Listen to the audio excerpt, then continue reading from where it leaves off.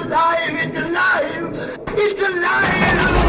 In the name of God! I know what it feels like to be God!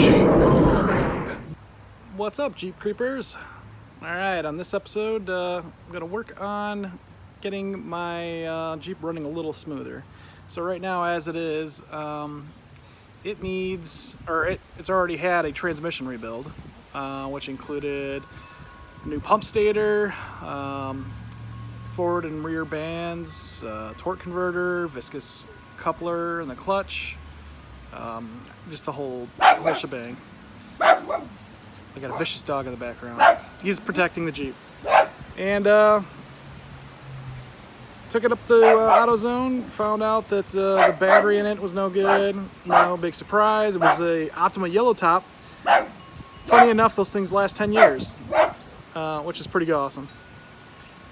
So replaced that with a Duralast Gold battery, and now I'm tested the alternator, and that's needs to be replaced as well. So that's good. Starters needs, or doesn't need to be replaced, just the alternator. So that's what I'm going to be working on today. Alright, Jeep Creepers, so I got the alternator out. Now the next thing to do is get the new one. But just to be advised here, let me show you something. Older alternators back in the day, or older Grand Wagoneers I should say, and older cars in general, have a V-belt with a dual belt system. Modern, or more modern than an 88 at least, do not. They have a single pulley. So before you take this back and get your core charge, make sure to get your pulley off. Keep it. You're going to need to reuse it. I took and had to buy a socket because I didn't have the right size. If you're curious what size it is, boom, it's a 15/16 socket that takes it off. I'm going to pull it off with my electric Harbor Freight, one of my favorite new tools, an Earthquake XT drill, or impact gun I should say.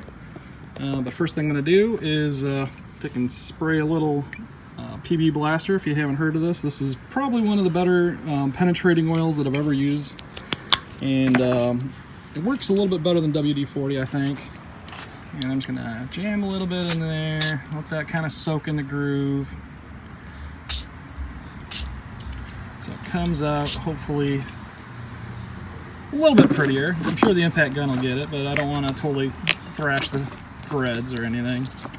And then after I get this thing off, I'm going to take and I'm going to wire it down really good. I just bought some Duplicolor engine enamel that I'm going to repaint the pulley with, just to keep it looking pretty. Going with a flat black, nothing fancy, more or less just to keep it from the old classic rust color.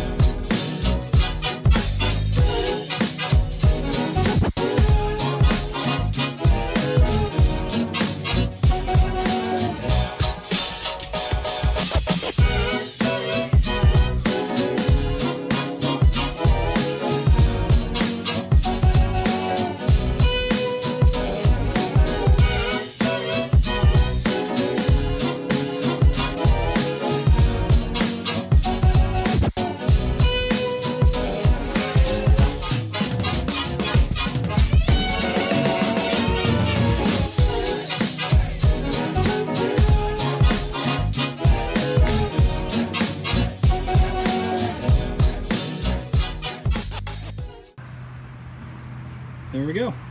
Got the part all nice and painted up. It's already drying.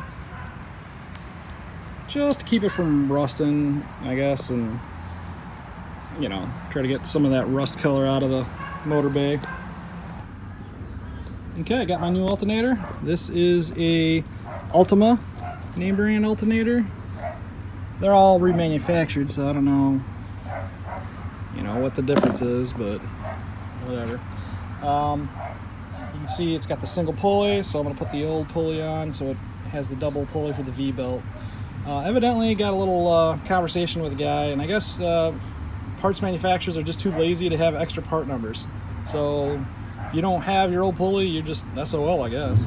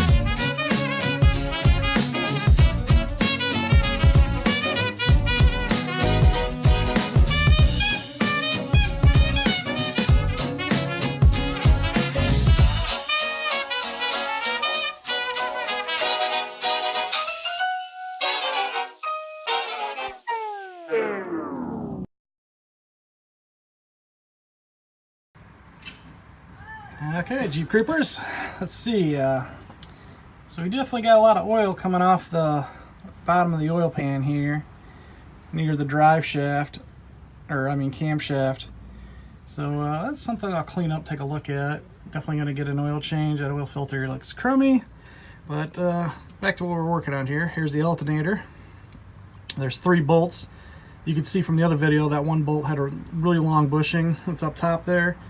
That was a pain because that had to be, there's no clearance to work with, so you have to put it in straight and line it up with the hole perfect, and it's heavy and there's no room to access it, so yeah, that's fun. There's another bolt right here that just holds the tensioner bar right here.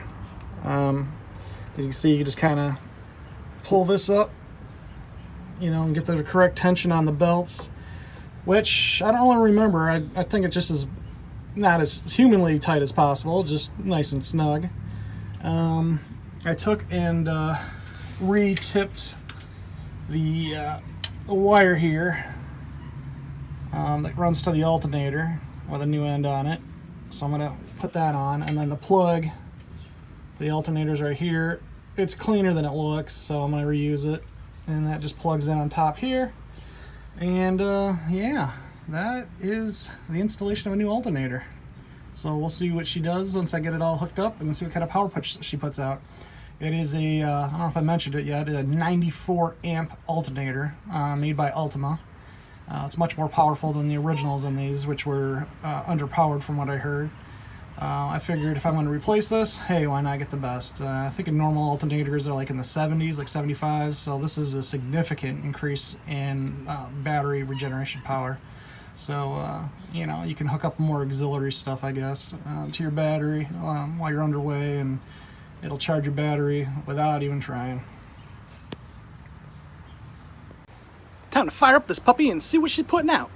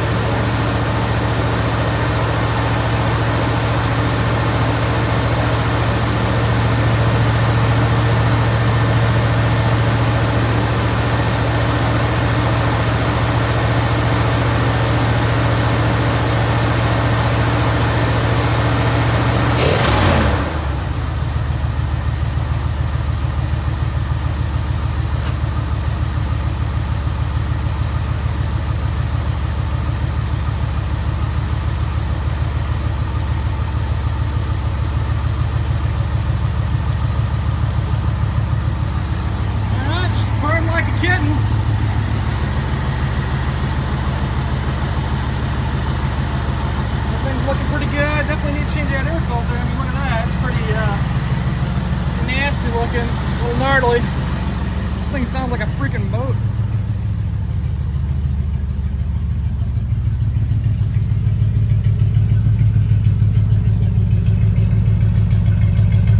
Listen to that. It's just badass.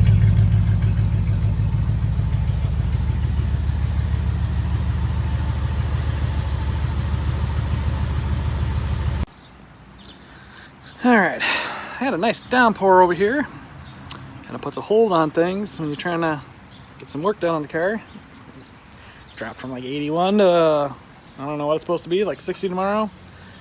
But I got a bunch of stuff. Finish the tune-up. What we're gonna do is the most basic thing that everybody should do when they get a new car. Change the oil. So yeah, let's warm it up. See if she still starts right back up for us. Oh yeah.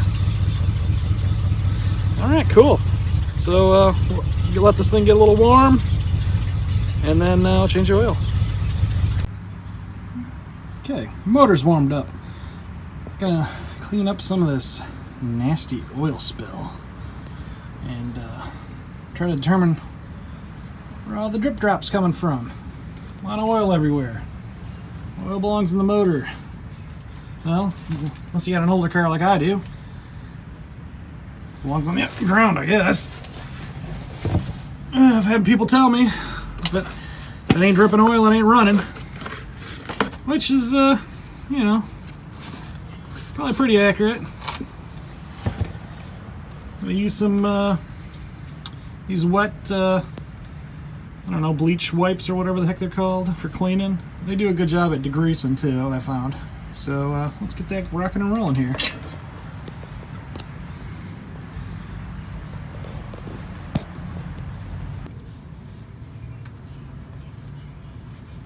Okay, that's pretty good for right now.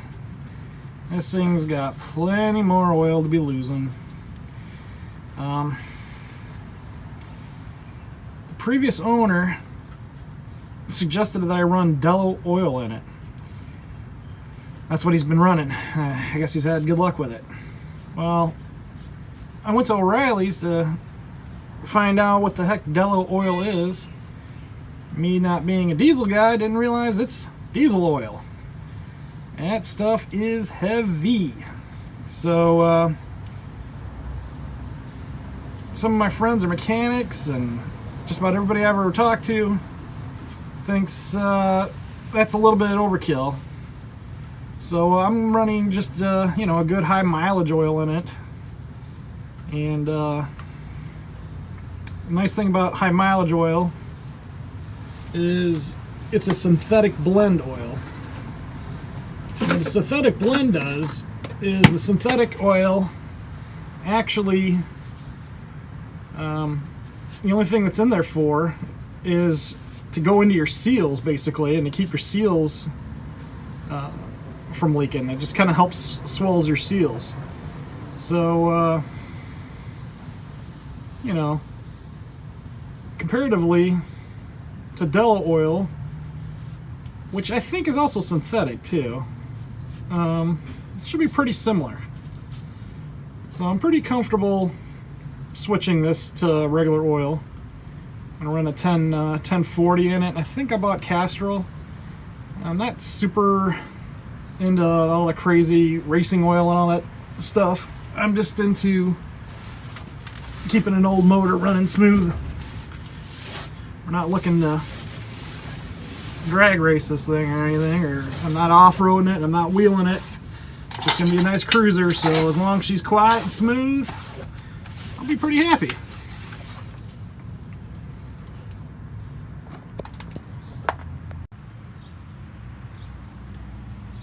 Moving back to the drain plug, here it is on the bottom of your oil pan.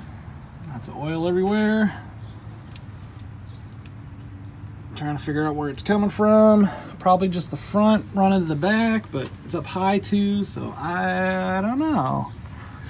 Leaky up there. Probably valve covers, which I'm going to look at replacing. There's the starter.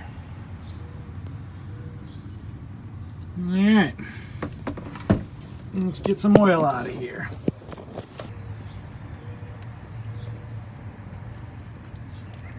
In case you were wondering,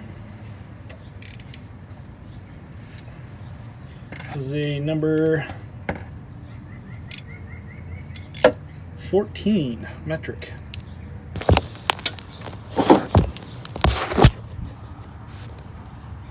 Alright, doing things one-handed, a little hard. I don't have a tripod to quite fit in here.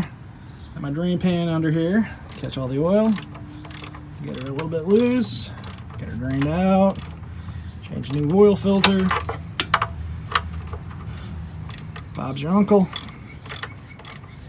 and you're all good to go.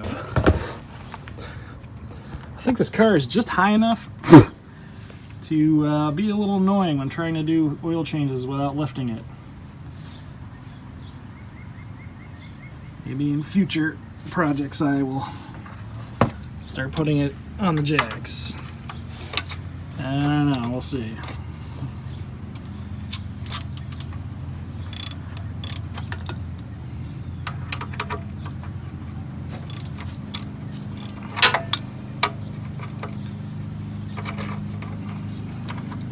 Need like a GoPro mount or something doing this kind of stuff. This is kind of hard to do one-handed.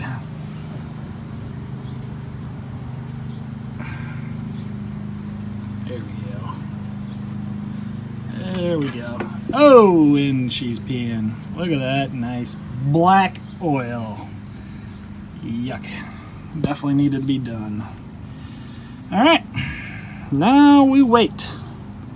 Let it drip drop to the very last tasteful drop of oil. Well, we're just dripping. This is usually when I call it good. So here's the drain plug.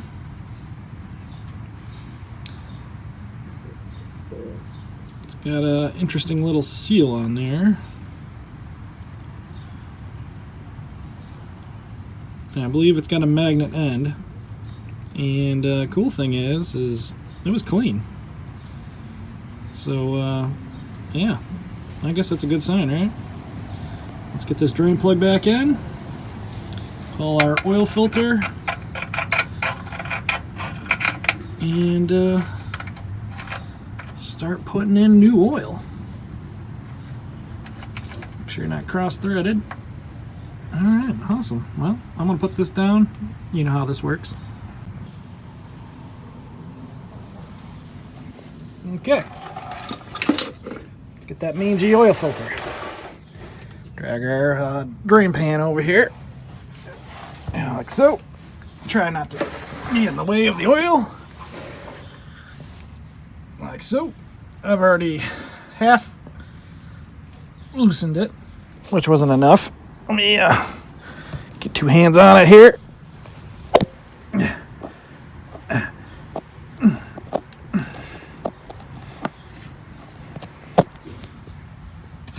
Alright, there we go. Now I can get it.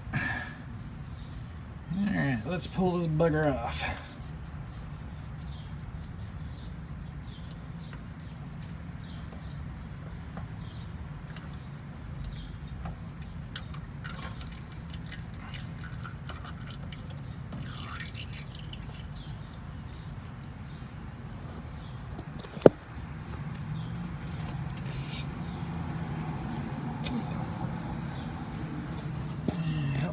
Drain this thing. It's also full of oil. Texas tea. Good stuff.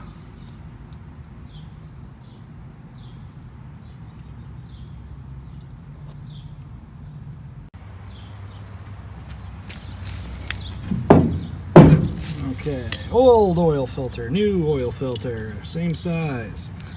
I bought a micro guard, which I believe is O'Reilly's generic one. Can't remember. But I got to deal with the oil, so cool. What I like to do, take some of that old oil, take and rub it on your seal. I'm not sure if I learned this from somebody else or what, but it's kind of a good idea to do this because it kind of lubes the seal a little bit. And I always put a little bit on the threads too. Seals don't usually work too well dry. And if you really want to lock it down too, it kind of helps having a little bit of oil on there. It's probably the same reason why I oil the threads too, kind of helps. But let's get this bad boy on.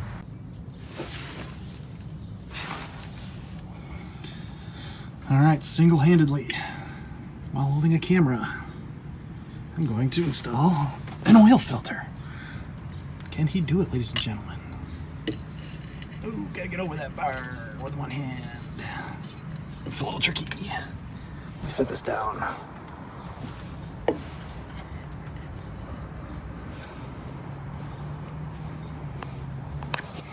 There we go.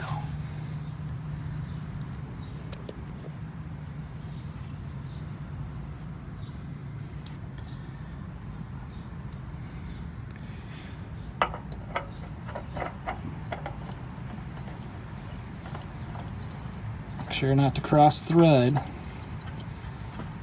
Goes on tight, you got a problem. These guys too, just hand tighten. I'm going to hand tighten with both hands. Let me set you down for a minute.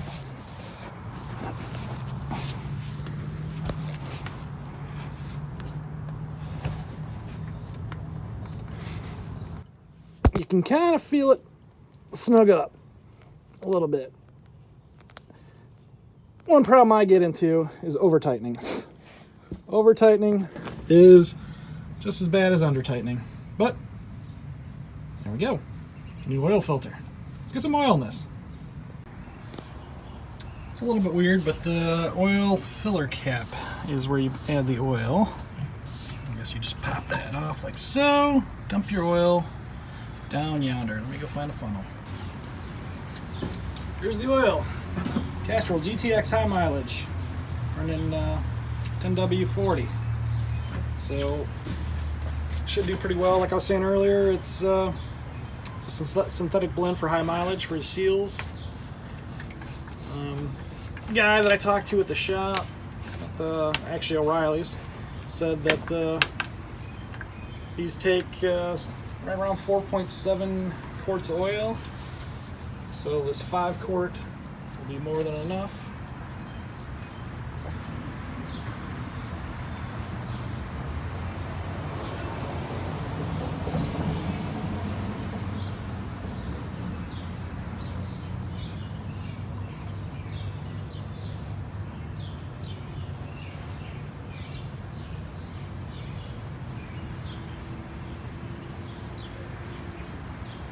That oil that I pulled out was black. Blacker than black. So this thing either turns oil black really quick or it was long overdue for an oil change. Start it up, let it warm and circulate all the oil goodness. Take a reading, see if we're right on the dipstick.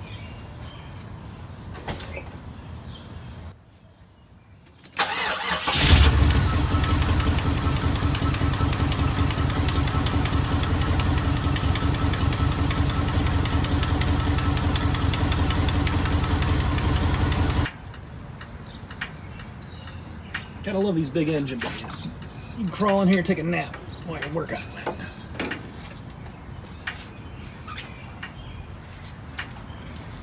There we go. You can pretty much see, get the camera to focus here. Pretty much at the full line. I'm gonna go ahead and just top off the rest and use what's little in there. And we're good. Proper oil disposal. So, easiest thing to do is to have a cool drain pan that has a little nozzle to which you pour the old oil back into the container So this one was just married for basically this thing, because it perfectly fits these 5-gallon quarts.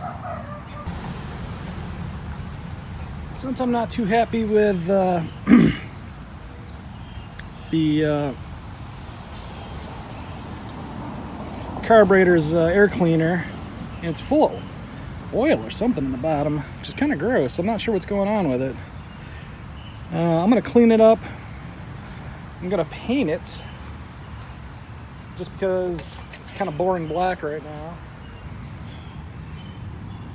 A little duplicate color. This is the engine color. This is the dark blue. It's like a dark royal blue. They call it dark Ford blue. Uh-oh, gonna get in trouble there. But it's gonna be similar to the color of the car when I get it painted. I want to go with I think it's a Baltic blue that Wagoneers came in. So this will match pretty close. It's just gonna dress it up a little bit. But let's get this dressed up and painted.